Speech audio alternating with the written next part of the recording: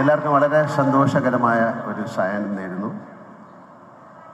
ഇരട്ടി മധുരമുള്ള ഒരു ആഘോഷ നിമിഷത്തിലാണ് നമ്മളെല്ലാവരും.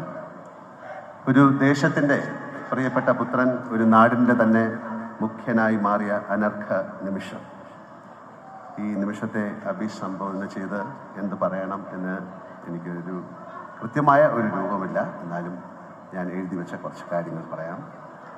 ഞാൻ അടക്കമുള്ള മലയാളികളുടെ പ്രതീക്ഷകളുടെ ഭാരം എത്രയുണ്ട് എന്ന് പ്രിയപ്പെട്ട സതീശൻ സാറിന് ഇപ്പോൾ അറിയുന്നുണ്ടാവാം. അത്രമാത്രം പ്രതീക്ഷകളോടെയാണ് കേരളം അദ്ദേഹത്തെ മുഖ്യമന്ത്രിയായി അവരോധിച്ചത്.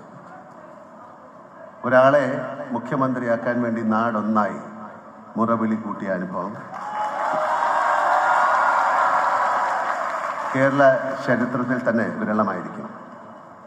പരവൂരിന് മാത്രമല്ല, കേരളത്തിനാകെ ഈ ഒരാളെ വേണം എന്ന് തോന്നാൻ കാരണം എന്താണ് എന്ന് ഞാൻ ആ ദിവസങ്ങളേറെ ആലോചിച്ചിട്ടുണ്ട്.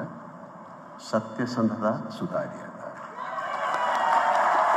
ബഹുമാനപ്പെട്ട സതീശൻ സാറിന് ഇവ രണ്ടും പ്രകടമാണ്. ജീവിതത്തിൽ അങ്ങോളം മറ്റെന്തൊക്കെ കൈമോശം വന്നാലും ഇവ രണ്ടും കാത്തു സൂക്ഷിക്കാൻ അദ്ദേഹത്തിന് സാധിക്കട്ടെ എന്ന് ഞാൻ പ്രാർത്ഥിക്കുന്നു, ആശംസിക്കുന്നു.